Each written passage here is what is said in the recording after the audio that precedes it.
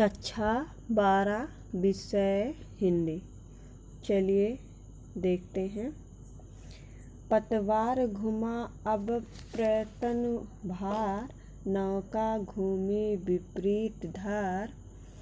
हाड़ों के चल करतल पसार, भर भर मुक्ता फल फेन सब इस्फार।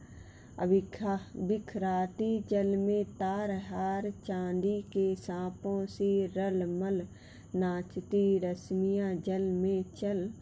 रेखाओं सी खिंच तरल सरल, लहरों की लतिकाओं में खिल।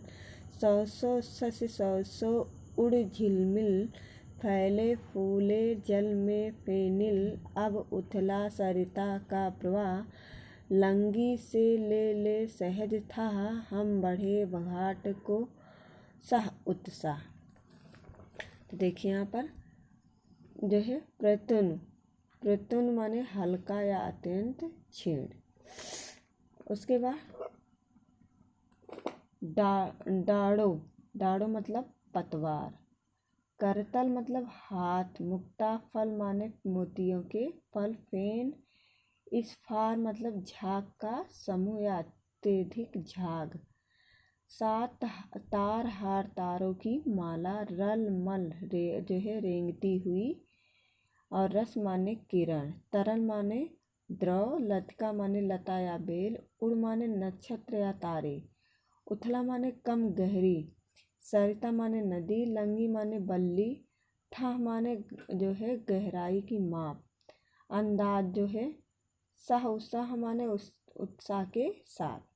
इस पद्यांश के माध्यम से कवि ने नौका विहार करते समय गंगा के जल में प्रतिबिंबित रूप में पड़ने वाले चंद्रमा और तारों के नृत्य का वर्णन किया है। तो देखिए कब कहता है कि पतवार घुमा अब प्रतुन भार, नौका घूमी विपरीत धार। बीच धारा में पहुंचने पर अथाह जल होने के कारण नाव के भार में स्वाभाविक रूप से कमी आ जाती है। इसीलिए इसी आधार पर पंत जी कहते हैं कि जब मेरी नाव गहरे पानी में धारा के मध्य मतलब बीच में पहुंचती है तो उसका भार बहुत कम हो गया। तब मैंने पतवार को घुमाकर नाव को धारा की विपरीत दिशा में मोड़ दिया।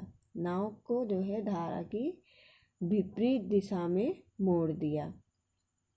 जो है डाड़ों के चल करतल प्रसार, भर भर मुक्ता फल फेन सभार। बिखराती जल में तार हार। पतवारों के चलने से जल में काफ़ी मात्रा में झाग उत्पन्न हो रहा है। मतलब हो गया। कह रहे हैं पतवारों के चलने से जल में काफ़ी मात्रा में झाग उत्पन्न हो गया। झाग मतलब फेना उत्पन्न हो जाता है। इस दृश्य को देख कर कवि को ऐसा आभास होता है जैसे पतवार अपनी हथेलियों को फैलाकर उनमें झाग रूपी मोतियों को भर भर कर तथा तारा रूपी माला को तोड़ तोड़ कर जल में बिखेर रही हो। चांदी की सांपों सी रलमल नाचती रश्मियाँ जल में चल। रेखाओं से खिंच तरल सरल। पतवारों के चलने के कारण नदी के शांत जल में उठने वाली लहरें चांदी के सांपों सी चमकती हुई आगे की ओर रेंगती हुई प्रतीत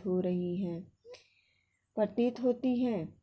पतवारों के चलने के कारण नदी के शांत जल में उठने वाली लहरें चांदी के सांपों जैसे चमकती हुई आगे रेंगती हुई प्रतीत होती हैं। चंद्रमा की किरणें लहरों पर पड़कर इस प्रकार नृत्य करती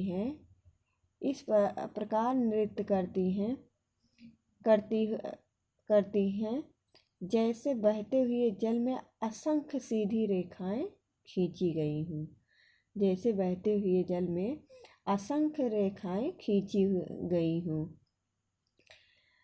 और लहरों की लतिकाओं में खिल सौ सौ सस सौ सौ उड़ झिलमिल फैले फूलों जन्मे फेनिल।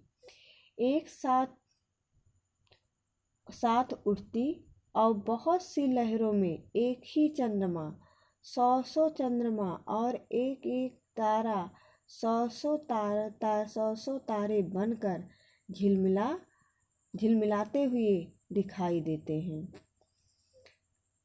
देते हैं। उन्हें देखकर कवि को ऐसा लगता है जैसे गंगा रूपी खेत में लहरों रूपी लताएं फल फूल रही हैं। मतलब लहर रूपी लताएं फल फूल रही हैं, इस प्रकार से कवि को आभास होता है। अब उथला सरिता का प्रलंगी से ले सहज था, हम बढ़े घाट को उत्साह। किनारे की ओर लौटते हुए कवि कहते हैं कि अब नदी की गहराई कम होने लगी है और हम लंगी से अपनी पानी की गहराई का अनुमान लगाते हुए अत्यंत उत्साहित होकर घाट की ओर बढ़े जा रहे हैं, अर्थात बढ़ते जा रहे हैं। इसमें काव्य सौंदर्य है, रस है, शांत है। और कहते हैं भाषा संस्कृत निष्ठ खड़ी बोली है, शैली प्रतीकात्मक है, छंद स्वच्छंद है, अलंकार अनत्या अनुप्रास, रूपक उपमा पुनरुक्त प्रकाश एवं मानवीकरण है, गुण प्रसाद है, शब्द शक्ति अभिधा एवं लक्षणा है।